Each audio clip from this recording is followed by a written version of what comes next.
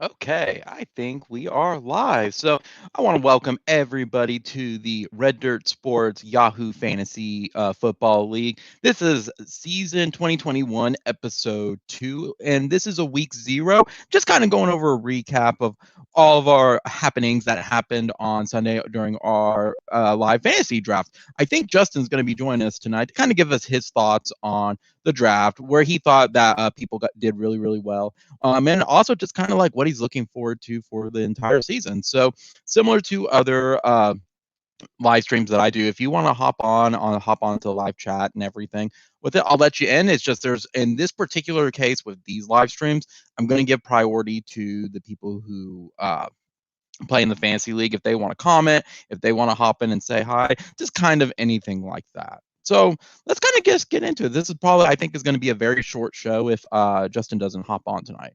So for those of y'all that do not know, this year we have our 5th year of basically it's our anniversary year for the 5th year of us running a fantasy football league. I started the league about 5 years ago with it because I really wanted to be able to keep in touch with people running the football league, well, because most of us went to OU and we all just want to be able to find a way to keep in touch.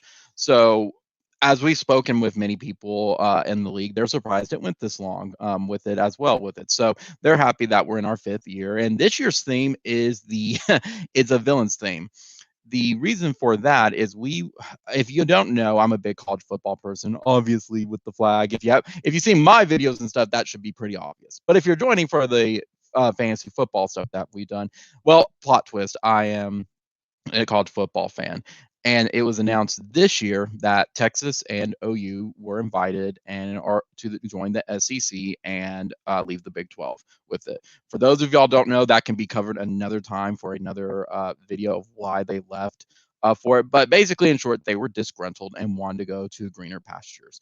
Well, as a result of that, the remaining 8 teams were called the Irate Eight or the Hateful Eight because of us leaving, because they said we did it solely for money.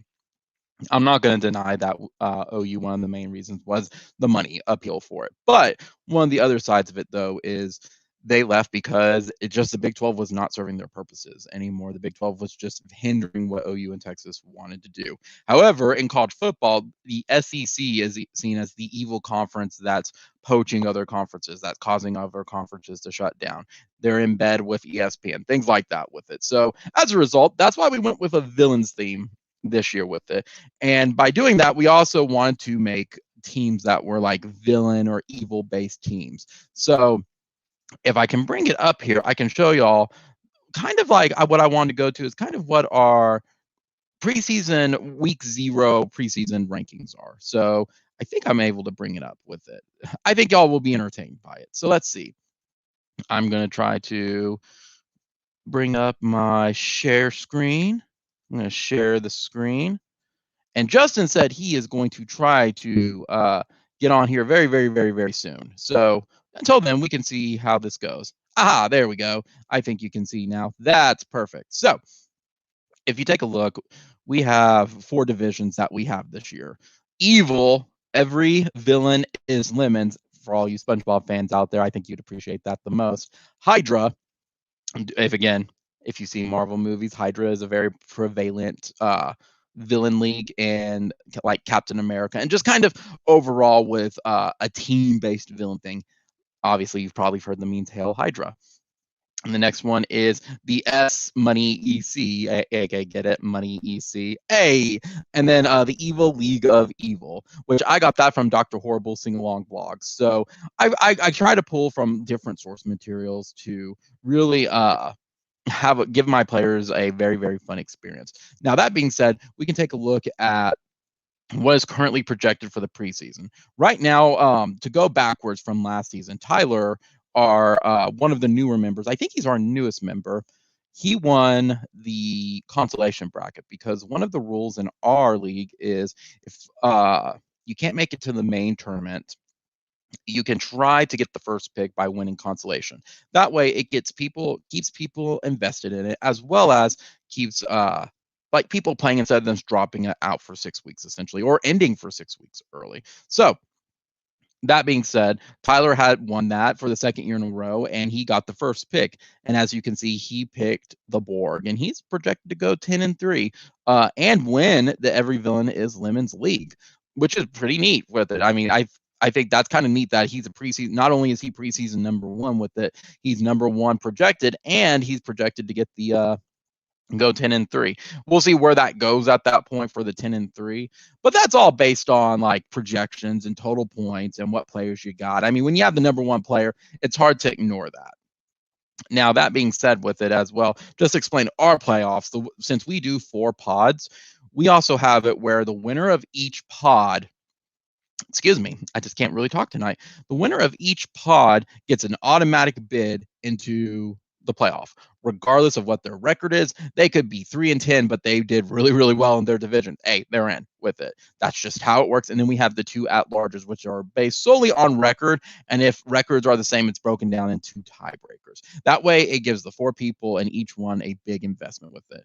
And then throughout the year, they're going to face the other people in their league 3 times. So I think it's 3, 4, 7, 8, and then 10, 11, or 11 and 12. For there's going to be 2 weeks of that, 3 weeks in total of league play with it. And then you're able to face everybody else that you did not face last year in your own division one time. So this way, it gives everybody, unlike normal divisions, they're facing everybody roughly, with the exception of last year where you get a break from that one individual person or persons. Now, going back, backing up as well with it, taking a look at the rest of the evil villain, Every Villain is Lemons League, you can also see that we also have the Borg is number 1 with Tyler.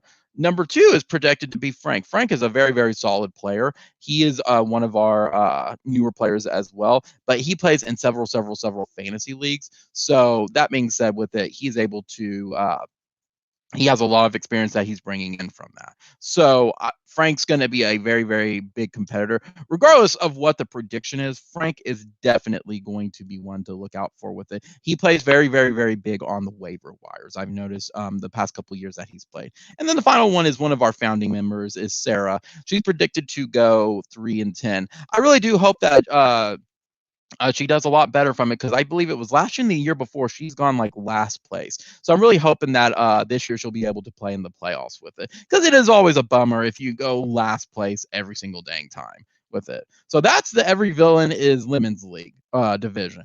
Going into Hydra, you see that right now, preseason wise, Chad, aka Sandman, aka the Meme Team Dream Team. For those of you that were here Sunday night, Chad drafted a team that all had a week 7 bye, and he's projected to be a number 2. And I told Chad, if he wins this dang thing and wins out at this point, I'm going to be the one that's going to change the name from the Joshua Prime Memorial Trophy, because ironically, the person under him, Josh, aka the Lidless Eye, this year, he won the league in the very, very first year. So the running joke is the Memorial Trophy, but he's alive. Yeah, but it's a Memorial Trophy. But if he wins it, we're changing the name to it to the meme thing. That's just part of the fun with the fantasy football as well with it. But that all aside, Chad is projected to go 10-3 in the league as well with it. I think he has it where he has just enough players and just enough consistency where he has a pretty solid schedule, where being the dream team to get into the playoff is very realistic. And covering for both of them, number 1 and number 2, the way our playoffs work, they work for 3 weeks. I believe it's 3 weeks, where one and 2 get the buys, and then 3, 4, 5, 6 will face each other, and then we just go from there with it. Excuse me. I have a lot of talking I got to do tonight, especially if I'm running solo tonight with the show. So we're going to take a look out for Chad to see what he what he does. Next up is Joshua Prime at number 7 in the preseason, projected to go 6-7. Again, we'll go and see how it goes. There's only so much you can say. You got to play the season at this point with it. And then number 11 is who, if he can join us tonight, Justin. And it's the Big Sim Reactors. He's expected to go 3rd place in the Hydra League. And again, he has the same similar situation that Chad and Sarah does. I hope he makes it to the playoff. So I believe it's either the first time or maybe even the second time that he's gotten into the playoffs. I think he's going to be vying for a spot. He's looking to have fun, but he's definitely vying for a spot at this point. because that's what you got to break that ceiling.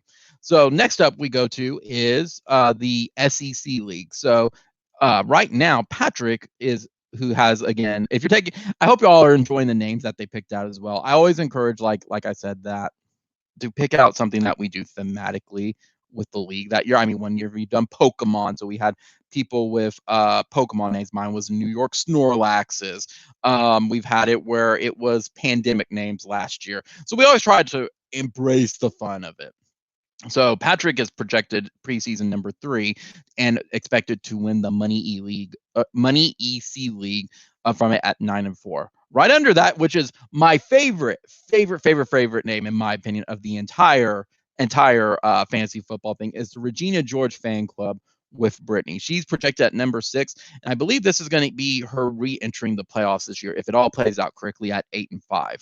I believe she was in the playoff last year or the year before, but she's had a lull. She's been in the consolation bracket. She almost won the first year, but there was just several things in that very last week that just went wrong.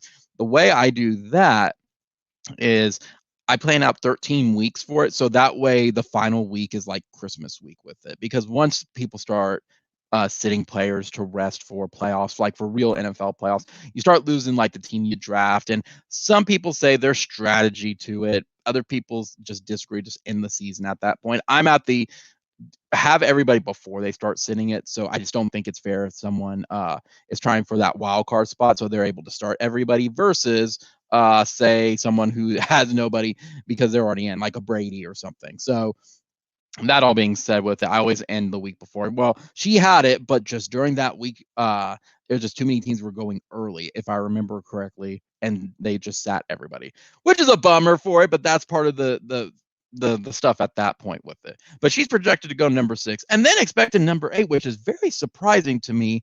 I think solely is because of where he's sitting at, where he was in the draft, is Andrew and Kyler Wren. Andrew is a very solid fantasy football player. He does the same thing Frank does. He pays attention to who's playing on the NFL. He goes into that next level of, okay, it's just not who's expected to score points like running backs, the big wide receiver, who's the most popular quarterback at the moment. But he delves into the positions as well. It's like who has the strongest offensive line, what's the schedule look like, who's going to be repping versus who's going to be making touchdowns at the goal line if they're running back. Andrew's a very good player. So I would say with the Money E League, that is a very deceiving setup at the moment. Solely if we based on like what their projections is, sure. But other than that, I would definitely not take stock into it. And if look who joined us tonight. Hey, Justin, joined us right on time. How are you doing, buddy? Oh, he's joined us, but I think he is muted at the moment with it. So, you good? Yeah, just give me a second. If you're good, I cannot hear you for it. Maybe it's because I'm turned down. 1 second. Let me bring that up. Can you hear me now? Yeah, I can hear you. I cannot hear you at all. Maybe I don't know what's going on. Let's see. What about now, Justin? I can hear you fine. I can hear you talking, but I cannot hear from my end. Are you muted on your end, Justin? I was. I just turned mine back on. But I don't hear you with it. I wonder, maybe it's my technical difficulties. Let me check to make sure that on my end that I'm not having problems with it. Let's see. Got camera, audio. Let's see. I'm going to do this. I think I hear you now. Justin, can you hear me? Do you think or you can hear me? I can definitely hear you now. For whatever reason, with my headset, it has multiple settings, and I think at this point I should just write down what the setting is for it, so I can always just go back and just quickly click it and everything. It's just it has 2 different ones, so it has like a stereo one, but then it has everything else with it. I just gotta remember with this one, I have to click like communication headset with it at this point. So regardless, Justin, how are you doing tonight, buddy? I'm doing all right. How's it going? It's going great over here. I was just talking and kind of re-reviewing like what the current current fantasy lineup look like, what happened during our week 0, and kind of what we do yearly. Like, why did we pick the villains theme? Where everyone is kind of sitting projected right now from it. So you're just entering right as I was talking about the evil league of evil, my league with it. But let's take a step back. How did you enjoy draft night? Did you find any surprises from it? Are you happy with your draft? Was there some players that you think other people may have gotten that were a steal? What'd you think? Well, obviously, I got a steal in Nick Chubb since you're upset that I got him before you could. Oh, I'm absolutely upset with it because when I went back and looked at like, oh yeah, he has a very easy schedule this year. He's facing some of the worst defensive lines in the league. I wanted it, and for everybody who didn't know, Justin was who did not pay attention to our live stream on Sunday. Justin was one draft spot ahead with me. I was number 6, and he was number 5. And gosh darn it, did he get Nick Chubb? Chubb is going to get you points, dude. He is absolutely going to get you points. Yeah, I'm kind of going to depend on that because I might be taking a roll of the dice with Justin Herbert. Why do you say that? Well, not because he's obviously. I think he has a lot of potential. It really depends on if the pieces around him will actually cooperate. Like how he had O-line issues last year more than anything. Yeah. Do you think they're going to have any of that this year? Or do you think that they're going to improve on that?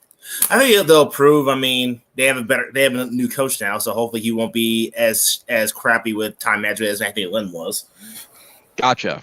How overall, did you enjoy the draft experience on Sunday, especially this first time being a live stream where everyone could interact with each other? Because I think this is really outside of our group chat. This was the first time where everyone got to kind of just join in if they wanted to see how everybody's doing. And we kind of had a variety of topics. I mean, Chad laughed at you for playing Pokemon during it. Like, who was playing Pokemon? Me.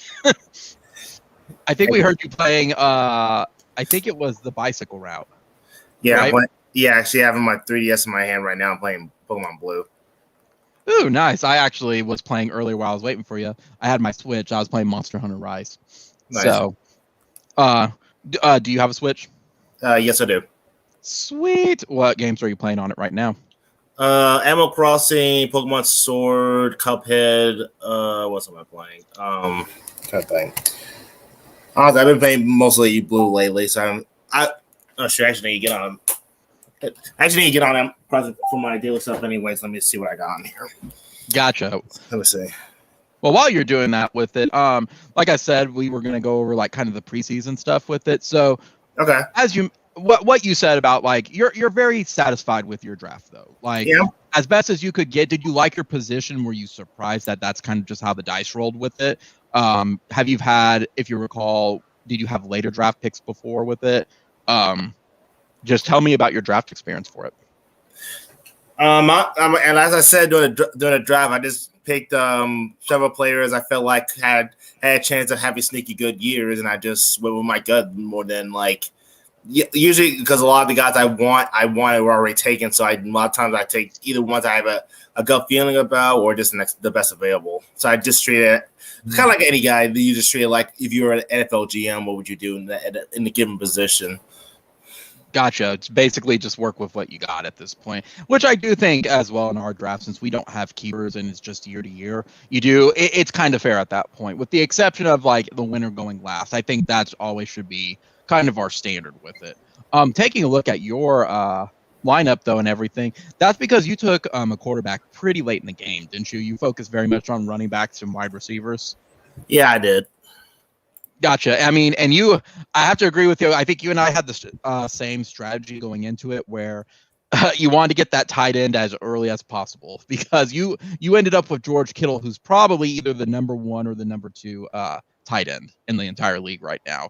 And I mean, at least for me, I've always had bad experiences. If I don't get a tight end early, I just have a bad time. I always feel like I'm scrambling, and it always seems those points are the ones that hurt me.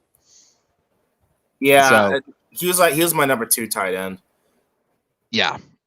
Well, taking a look at then the rest of your group. So, who do you think was your best player that you picked up besides Nick Chubb? Nick Chubb was the round 1. Everybody has that round 1 where you're really comfortable with it, barring there's the disaster year of McCaffrey or Adrian Peterson for those poor folks from before. But who else do you think is going to be really, really, really well for your team that it just melds really well? I'd say actually I would say probably Mike Evans. Mike Evans, Yeah. your wide receiver. How come for Yeah, Tampa Bay? Because it's yeah, Brady. yeah, because Brady he likes throwing the hit. I think like he likes. Granted, it's a lot of we'll see because he also have like he'll have Gronk, he'll have Scotty Miller, Antonio Brown to throw to. So, but I Mhm. think Mike Evans still like his number one target. Gotcha. So what is your big area of concern besides Justin Herbert? Do you Uh, play waiver wires for kickers or defenses and kind of just hope for the best? yeah, pretty much. Gotcha. I think you have a solid team with it. As I was explaining before, I mean, everyone has it where it's like they have their report card, they have the preseason stuff, but you still got to have the players go out and play the game just like in real life. And right now, you're favored in week one against, I think it's Sarah. Yeah, you're favored week one against Sarah, 101.74 versus 95.72. I think Sarah, like Chad, is the person that always has her strategy and for whatever reason with her. In our league, she always picks Tom Brady after very, very, very first pick, and then a for her second pick. Whatever that has into the playoffs. We don't know why. It's just luck is on her for that. But that said, is there looking at? I'm going to try to switch screen so I can show you her particular one to see if there's anything on her team that worries you or anything for it. Let's see. Fantasy football. I think it's this one. So on the right side, you can see Sarah's lineup. Is there anybody that you would be kind of worried about for you facing this week in week one? I'm also trying to switch out my defenses to the Buffalo defense. I kind of forgot how to do that on this app. Hang on a second. Oh, you're fine with it. You're fine. But looking at hers and stuff, though, Oh, do you see any highlights for her where her strengths are and probably where you're thinking that you could take advantage at a skill position with it well, besides probably tight end? since she has Brady, some of the points if you throw to Evans, some of those points will go to me as well, right? So those Yeah, absolutely. so like those points pretty much we cancel out each other. Yeah. And that's funny that you mentioned that because that's going to be one of those. I mentioned how we all play for fun. We play pretty casual, but we do play competently and hope to play to win. But then there's some who really just know the game really well. So, like, they'll preseason know, like, the position lineups. There's people who know, like, how players are interacting with their other teammates, what their drafts are, what the schedules look like. For you, this is another layer of that strategy of having the quarterback throw to your player kind of cancels out the quarterback players at this point. If he throws to Mike Evans, for all we know, could have a bad game for it and not have any looks at all. That's true. So, and the flip side of it too is it's a Thursday night game. Those Thursday night games always are either like high risk, high reward. It seems like, at least to me. So that was taking a look at that though. But you've made how many times have you made it into the playoff, Justin? It's once or twice, right? I think just once. Yeah, and it was, if I was correct, it was a one and done, correct? Similar I believe to what I did. I believe so. Yes. Gotcha. Quickly, I'm going to share this other one again for it and go back to like kind of the preseason stuff with it at this point. And then we'll talk a little NFL from where and kind of wrap up the show at that point. I always want to keep these shows kind of pretty basic at this point with it because when you and I are going to go through weekly, if you're open weekly, of course, we're going to be mostly doing like the fancy awards and stuff. And I want to kind of tell our viewers what awards we award because I think that's the fun part with it that I've gotten from everybody likes the weekly awards. They're like, it's almost like the icing on the cake from the week before, or it's the, I gotta be reminded of how terrible I did this week type of awards. But the final one I had for everybody at home was our final pause, the Evil League of Evil. And right now we have preseason. I think this is going to be one of the tougher ones as well with it because we have preseason number 1 ranked, but in the league number 4 ranked, Kayla, who's going to go 8-5. I'm projected to go number 5 at 8-5 with it, probably just skimming right under points wise, so it could easily flop. And then Gavin is expected to go number 9 with Riddler Voldemort a team. And that's where I said I think Kayla and I are just going to be trading wins and losses at this point, and it's going to come down to who has the comes down to like which players kind of go above what their projections are and everything like that. For those of y'all that are wondering too, my villain team this year is based off of Power Rangers. So I went with the Moon Palace, where in Sentai it was called Bandora's Palace, but in Power Rangers it was just the Moon Palace where Rita and Zed were located at. I think, Justin, you mentioned yours. This team this year is disc golf. Yeah, disc golf lady, yes. Nice.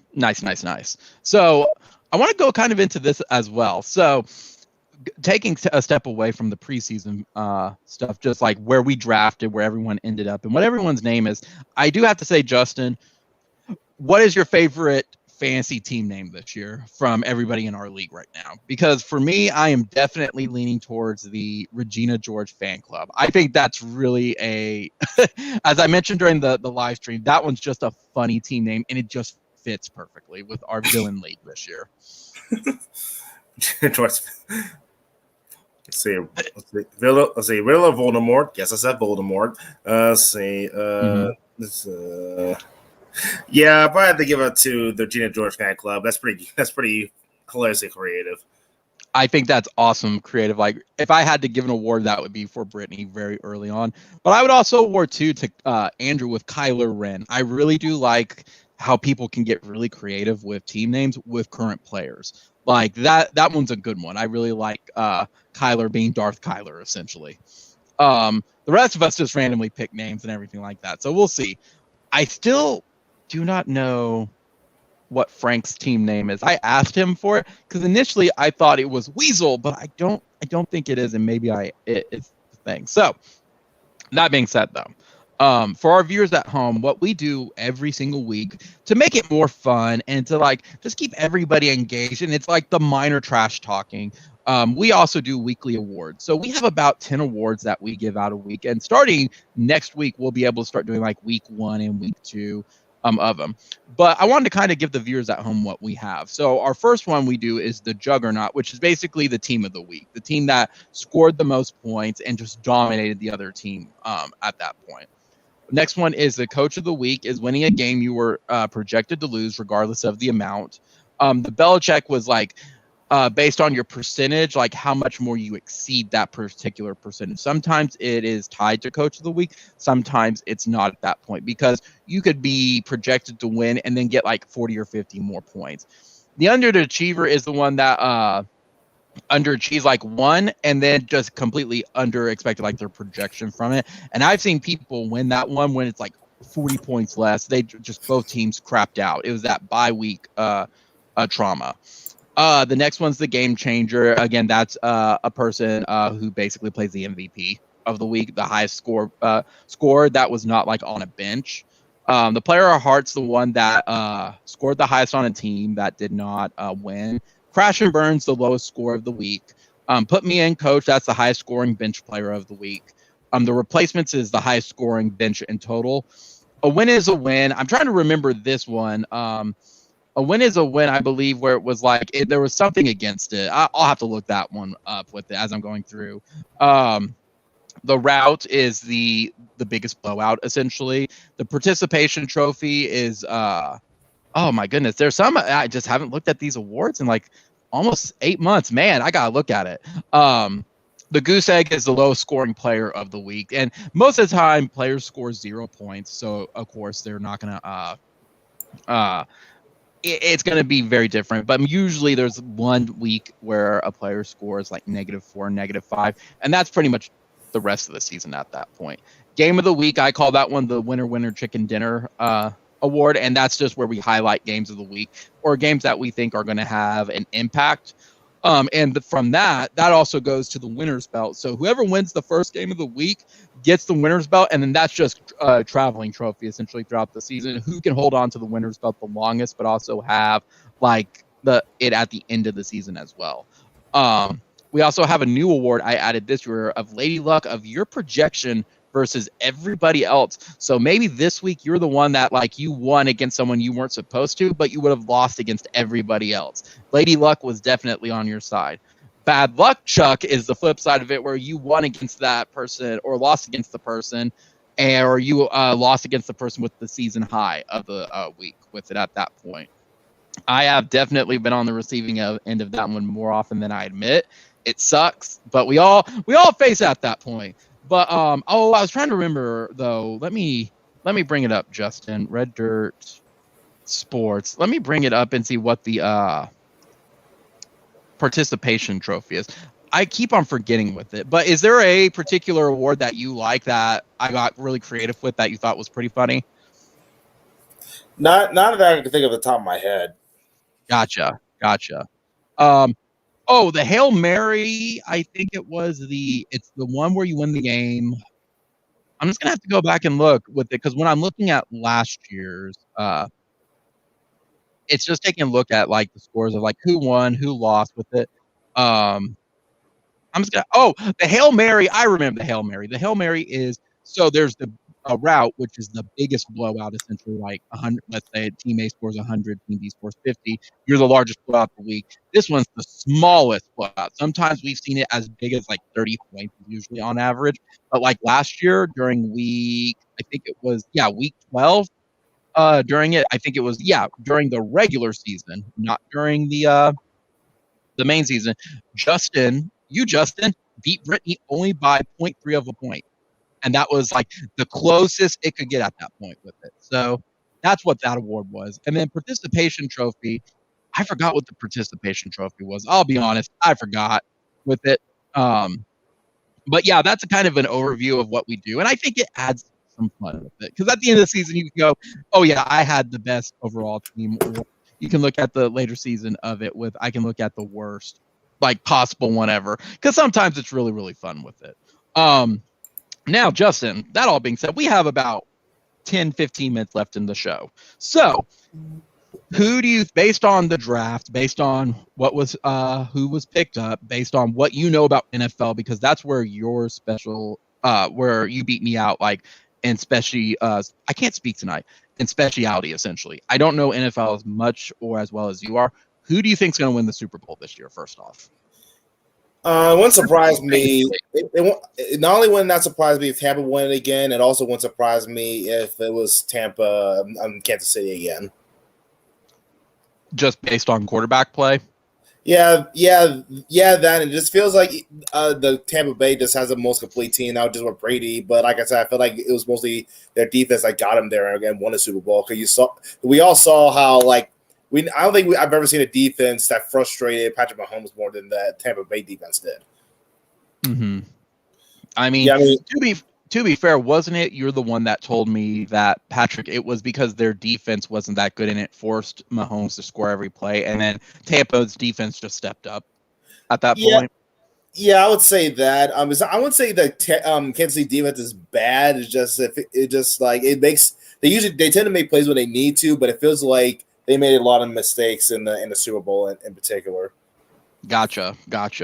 Now in our league, I'm assuming you have no idea, like me too, but is there any team that you saw that a particular person drafted players where you're confident that they could be the team of the year at this point and win it all again? I mean, as far as I've looked, it was Josh has won it twice, Kayla's won it once, and then Frank won it once. Do you expect anybody? Is there a surprise one this year, or is that one of those you just kind of have to wait and see how the season goes a couple weeks? Yeah, you have to wait to see how to see. I'd say you have to wait all season goes. Gotcha. The next one is now using the NFL on it. That's the only award that kind of is its own league. Who do you think is going to be the MVP this year? Who? I'm thinking. Like the one who's going to score the most points for their fantasy team, or like the overall one. Like 1 year, if you remember when Russell Wilson went insane, he was definitely the MVP. I want to say there was a year. Oh, Ezekiel was one during the year because he scored all those. I think that was the first year when we still had Daniel in our league where he just went berserk and just scored points after points where he was scoring like 42 points a week kind of thing. It was ridiculous. But I slept since then, but it was a lot. But who do you think? Who do you think is going to be ones to look out for? Let me see. I know it's hard to know. It really is. I kind of hope I luck out that Nick Chubb is one of those guys. But trying to think about somebody that's not on my team, so I'm not seeing like I'm being biased. So I'm just looking at the teams real quick. Right. In fact, let me look at your team. Sure. You got Russell Wilson. Okay. I was using Russell as an example because I remember the year Andrew had him, and that was the year Russell did really well with it. He just had the most projected points to the most like overall points overall. Like he was always positive in all of his stats, where it was like projected from like week to week, overall points, accuracy. Like he was just the best overall player. And I think too, like the MVP is going to come down to a running back or a quarterback, barring like we see something astronomically incredible like a wide receiver or even defense. I think a defense could take it home if they show consistency. Yeah, I can see that, which is why I'm thinking about, which in that case I probably think about maybe the Tampa Bay defense. Yeah. But let's bring it this way then. So we have our overall. Who do you think is going to be the best quarterback in the league this year? Quarterback. The one thinking about that both for the NFL and for fantasy. I'd say probably either for fantasy wise, I'd say either Josh Allen or maybe possibly Aaron Rodgers. And I say a sneaky pick might be the garbage. He won't be really garbage man anymore. He's on a good team now, but Matthew Stafford. Gotcha. Same. And then of course you have the elite ones like Patrick Mahomes, for example. Right. You brought up Aaron Rodgers. It's going to be interesting to see like that team dynamic, especially with how much he's been upset with the Green Bay Packers franchise at this point, and if it extends to the players, with if he just wants to get out of his contract. Yeah, isn't this the last year of his deal? I think so. I don't think he's going to renew. I thought he was going to break it earlier, but I think. Yeah, I don't see him. I don't see him renewing it. What about wide receivers? I think a couple years ago it was Brown was usually that top wide receiver, but since they're going through all that weird stuff that I don't know what is up with Brown with it, but he's like not one of the top wide receivers anymore. Who do you think is going to be the best wide receiver in the NFL this year?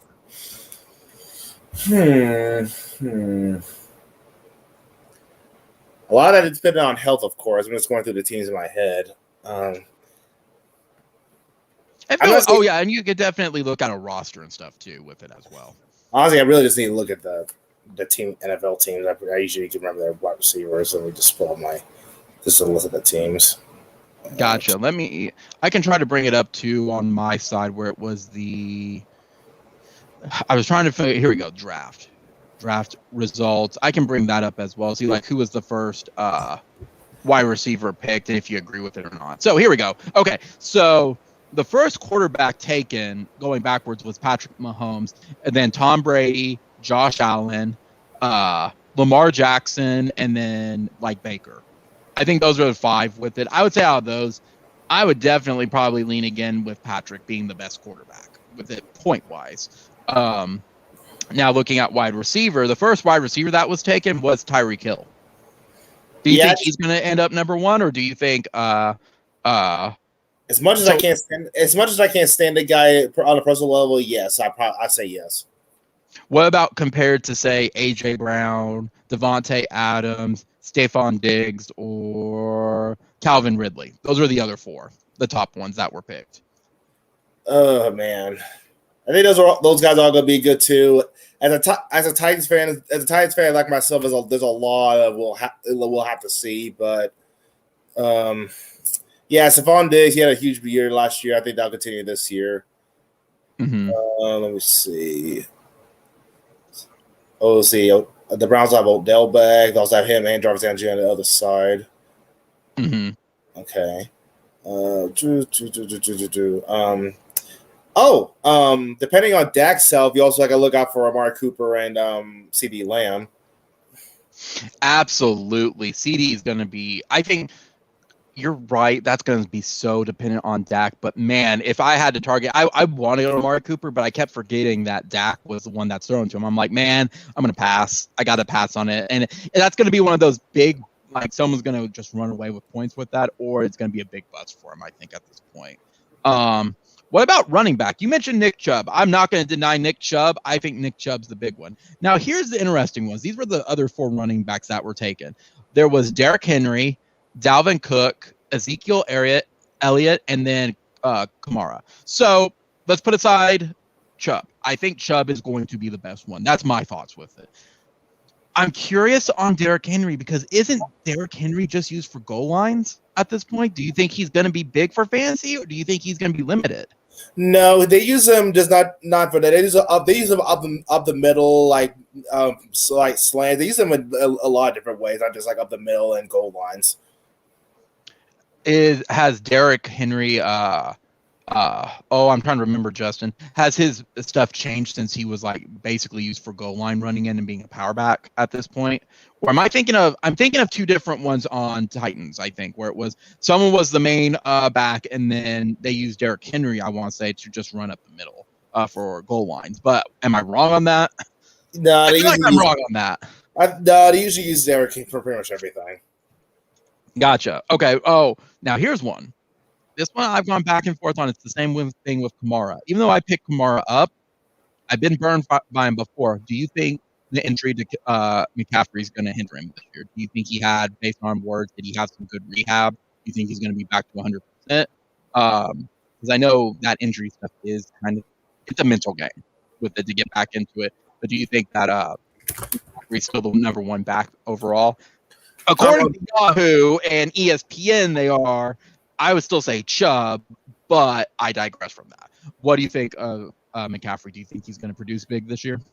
I think McCaffrey will still have pretty big numbers. I really don't know a whole lot about the Panthers. I don't know how their O-line has been, but honestly, for McCaffrey, it hasn't really mattered that much. Since he plays both that running back and almost like a tight end. Yeah, pretty much, yeah. What about Dalvin Cook?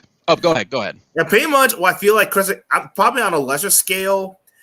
I feel like Christian McCaffrey is like a much better version of what Tim Tebow could have been if he gave in and decided to be a tight end a lot earlier. Absolutely, I agree with that. Kudos to Urban for cutting. Oh, I was just gonna say kudos to Urban for cutting Tebow with it. I don't think it was anything personal. It's just Tebow just hasn't been with the team in years. He wasn't that good. Poor guy. Go ahead, though. Go ahead. Getting to your getting back to you, what you guys saw her. What were you gonna ask about Dalvin Cook? What do you think of him? How long does he have left in the league at this point? Do you think he's going to produce numbers, or are we going to start seeing him slide? To me, it's all about his health at this point because once because like this, I think a year or two ago when the Titans played him, the Titans defense could really do a whole lot with him. Then again, not many teams can. So I feel like they're probably going to be riding his back. The offense will be riding his back most of the season. Since honestly, it's kind of similar. It's almost kind of similar being the Vikings. It's kind of similar being the Titans. But you got to slow down their back and make their quarterback beat you. But I feel like Tannehill's more likely to beat you than Cousins is. Mm-hmm. But I'm probably biased. Oh, that's fair. That's fair. What about now? There's 2 running backs left for this to kind of discuss. Ezekiel. Will Dallas's O-line give him as big this year?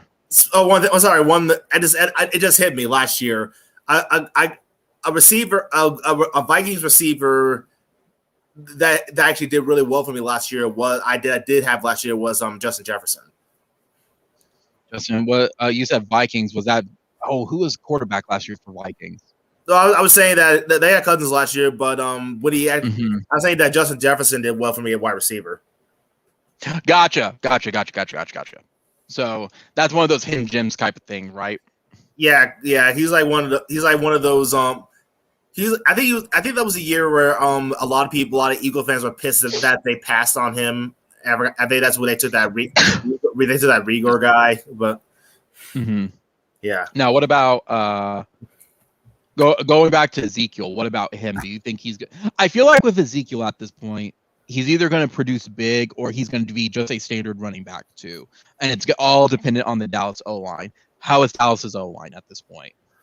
Well, I heard Zach Martin's going to be out for at least the first game. I think he has COVID, but other than that, it really depends on if they stay healthy for once, because it's not not many running backs can do if they have nobody blocking for them. I mean, just like the Steelers.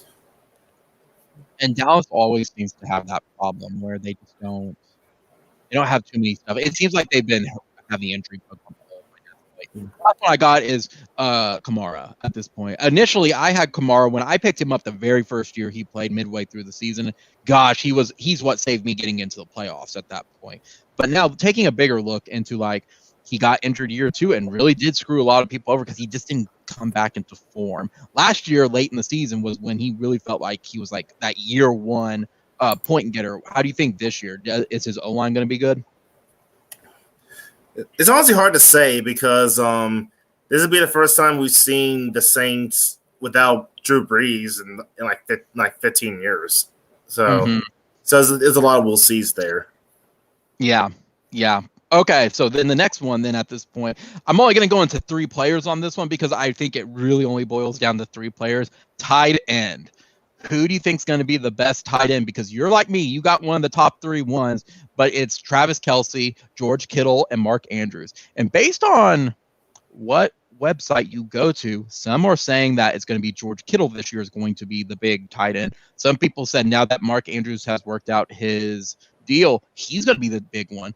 And I've also seen Travis Kelce, just the hype around him, but I keep on seeing people backslide a tiny bit on him now with it. And I think each one has their opportunity with it. Mandrews has proven himself more often than not. He's going to be a top 3 regardless. Same thing with George Kittle, and Kelce is going to get thrown to with Patrick Mahomes a lot.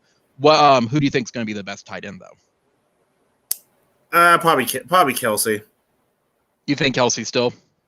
Yeah, I'm not saying he's gonna so good. He's trying to develop, but I'd keep my eye on that for the next couple of years on that Pitts guy and that Falcons guy, the guy from Florida. I'm not saying he's gonna make that leap right away, but I think he does have a lot of potential. It's not Darren Waller. I'm looking for tight end. Kyle Pitts? No, that's Atlanta. Kyle Pitts. Okay, yeah, he's from Atlanta. Yeah. Which is ironic at all because he was number 5 in our draft pick. He was in round 4. Do you know anything about kickers? Any kicker that's on your radar at this point? I think the first kicker that I saw that was picked up was Justin Tucker. For what team? Justin Tucker from Baltimore. He's the first one taken. Gotcha. So what do you think? Do you think he's going to be the best one with it? Is there anyone else even close to him? Well, he usually is. He's like one of those kickers that when he misses a field goal, you're legit shocked. Same thing with what's it called? What's his name from New Orleans? Zerline, I think. No, that's Dallas's kicker. That's Lutz. Lutz, that's it. Yeah, Lutz is one of those where he's reliable. I think that's what it comes down to the kickers is. Yeah, you can get Justin Tucker. There's also reliable ones too with it. So, speaking of which, I think we mentioned it Sunday. Just in case, did I tell you OU's kicker on Sunday nailed 350-plus yard field goals, but then missed his chip shot, 30-yard field goal? Who do you think he is? Van Terry? I know, right? What does he think field goals are? Punts? But yeah, he nailed 3 of them. Like, dude's good. Like, he's gonna make some money. I really do think he's gonna make money in the NFL. When it gets to that point, because he's a junior right now, he'll probably stick around one more year, barring anything with it. But man, imagine having a guy who could just kick 60, 70-yarders with ease with it, but can't kick a 20-yarder. The big irony of it. And then, all right, last one is defense. Any defenses that seem to be the number 1 defense, or do you see a dark horse defense that people have poo-pooed off and that they may come out as a big defense like Jacksonville did a couple years ago? Poo-poo defense that might surprise people. Let me see. Trying to look at ones that don't usually stick out right away. I know, right? Okay, let's see. We know Buffalo's defense is good. We know about the Browns. We know about the Broncos defense. We know. Let's see. We know about the Tampa's defense, and we know about the Rams because of Aaron Donald. I'd say I'd probably keep my eye on. I think because it's been so long, because it's been so up and down. I still haven't. I would still actually. Never mind. I forgot Seattle's defense was pretty bad last year. Because I'm so used to their defense being like since the Legion of Boom thing. I've been still used to them their defense at least being passable, and it really wasn't last year. But oh yeah, there's one. I keep my eye on the Washington football team's defense. That's pretty much why they won the division last year. Yeah, I wanted them too. They were taken a little bit earlier. They weren't one that I was just upset about with it, but I wanted a little bit more reliable defense. So I agree with that. I agree. Mostly because Chase Young's a beast. Yeah. Yeah. And then just kind of overall, was there a pick in our draft that you wanted that someone else picked, or do you think someone got away with a steal in the draft because no one else expected to get him?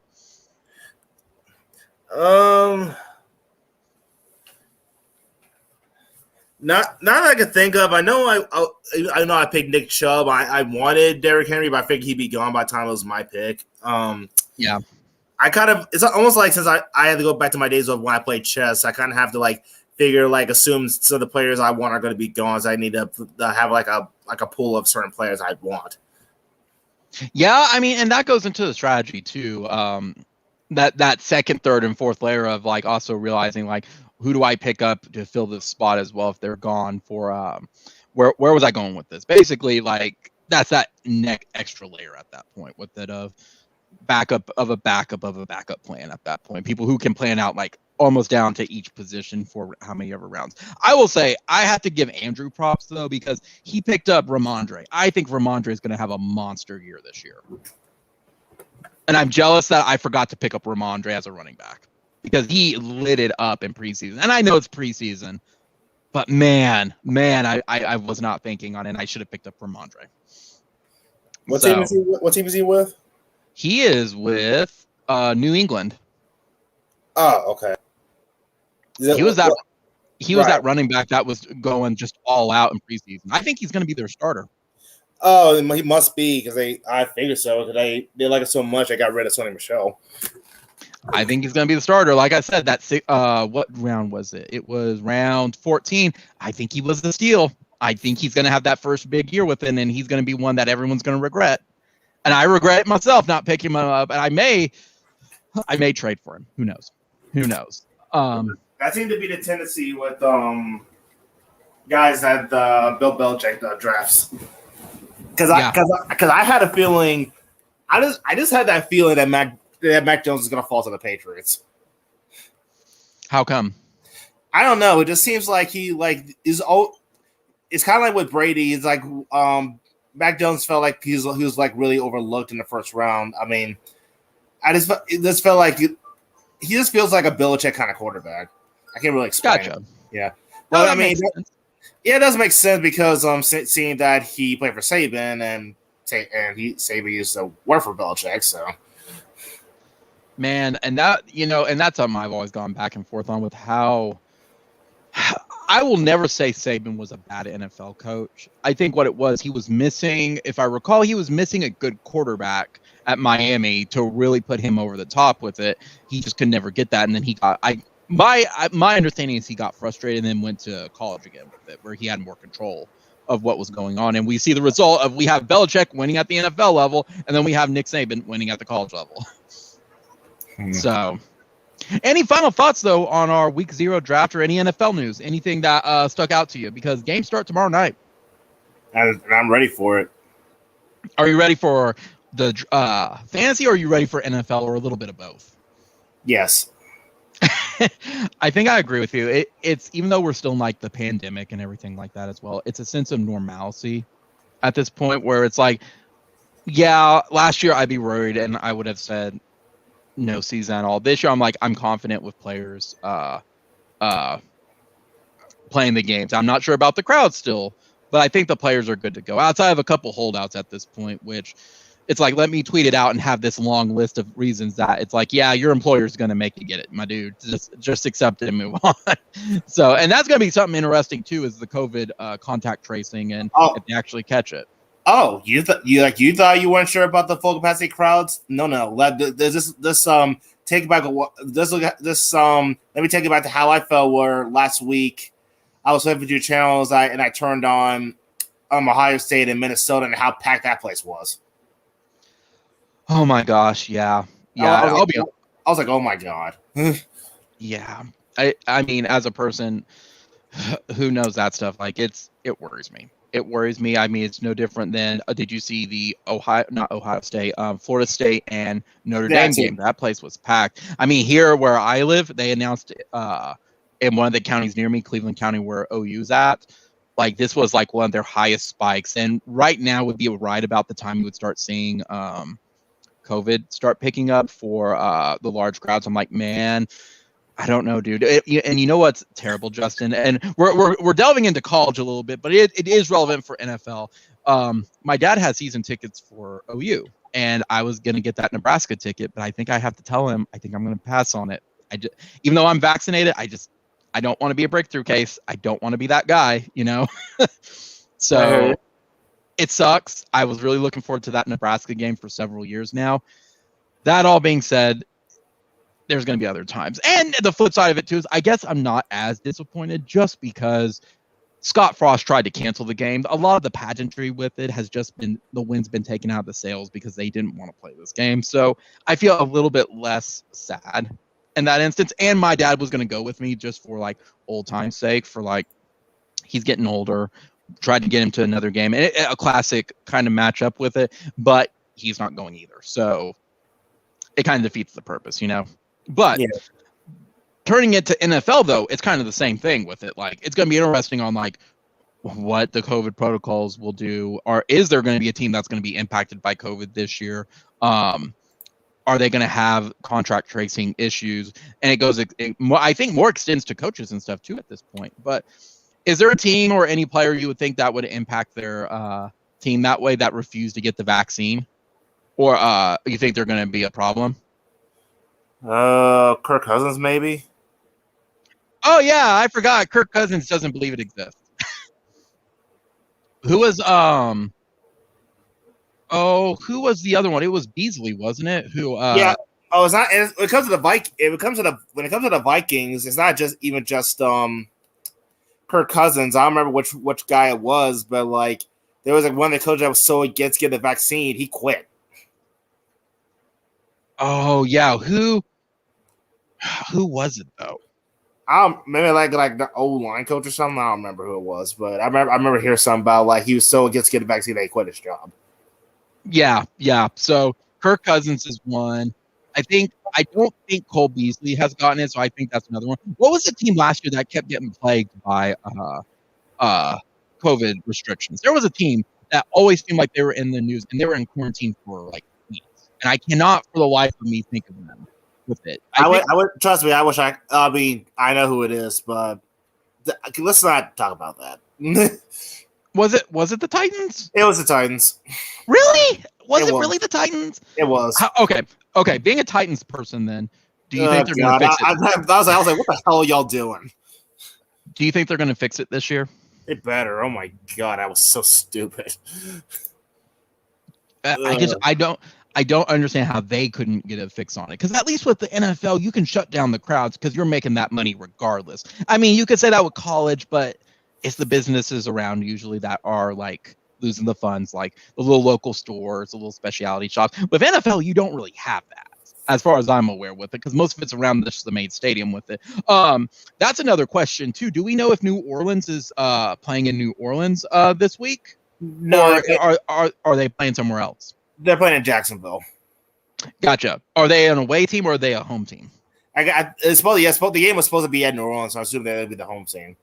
There we go. That was my question for it. So I was curious about that because I think New Orleans was the only one at that point that's still affected by Ida, unless there's some stuff with the Phillies again that I'm unaware of because of their tornadoes and stuff at that point. Obviously, you're going to remember this, but remember when Hurricane Katrina happened and you in Oklahoma City had the Hornets for a while, and that's how y'all got the Thunder. Yeah, I'll admit when y'all had the Hornets, how big the crowds y'all had back then really was really impressive. Y'all tapped. We talked about that. Gosh. A while back, me and my coworkers, we always had a basketball presence here with it. I mean, look at OU and OSU with all the culture. It's just they were waiting for a team, and we kept telling them that the crowd would support it, and the big donor set saying no, that wouldn't happen. And then when the Hornets did get placed here, we proved them wrong. They went, oh, there is a market here for it. Now it's going to be a small league market with the Thunder with it, but that being said, with it, there was a following, and I mean, there's that new same thing with Tulane. There's that Oklahoma City, New Orleans kind of like relation where they really do help people out from Louisiana and vice versa with it. So, yeah, I mean, to their credit, and I mean, I always hear that of Oklahoma definitely showed up for the Hornets on it and definitely support it. And I think they would do the same thing for New Orleans. Now, the funny part on that is there's a stadium to play at. If New Orleans really needed to play somewhere, go play at OU or OSU stadiums. That's easy for that. The flip side of it is, unlike the basketball, where there's not too much of a say, I absolutely believe Jerry Jones would not allow an NFL team only about 3 hours away from Dallas. I think he put that foot down really, really, really, really, really fast. I got one more question for you, and then we'll wrap it up, Justin. Game of the week to watch in the NFL. Any games right now for week one? That's one that you're going to sit down. That's definitely going to be a good game. Well, let me pull up the week one slate. I should be able to tell you, because usually week one slates are pretty. Let me see. We're still getting in the groove of it. Okay, Steelers Bills. I'm probably be pretty good. Browns Chiefs. Okay. Yeah, I'd say I'll probably go with Browns Chiefs. Browns Chiefs. Yeah, Mahomes versus Baker. Classic matchup yet again for it. Do we know if Baker plays Kyler this year? Well, let's find out. I'm actually curious on that. That would be another one later on. Actually, yes, week 6. There we go. At Cleveland. Kyle versus Baker. There we go. The big OU Heisman matchup. And then just like this week, Mahomes versus Baker. That's always a good one, too. It's a 3 o'clock game. I like 3 o'clock games. Those are nice games. Any other final thoughts, Justin? Any other final thoughts that you can think of? I'm just ready for some football at this point, and I look forward to see hopefully see whether I do really good or get my ass whipped at fantasy. Either way, it's all good fun. It's always good fun. Good luck to your game this week. You're facing Sarah, and same thing myself. I'm facing Patrick, and I've seen, at least for both of ours, I've seen our points slowly starting to go up on our side, favoring us a little bit more. But who knows? So good luck to your game this week. We'll be here next week as well, talking about recapping and seeing and awarding weekly awards at this point. So again, thanks to all of our viewers who joined in for our week 0 recap, as well as just letting us have fun with our fantasy league. I know the fantasy leagues are very, very, very targeted at like the people who play in it or the family members who watch. But hey, it's still fun for it, just for people if they're even interested in it. It adds to the fun experience. It's like having the home crowds with it. So again, thanks everybody for joining, and I'll see y'all next week. Catch you later.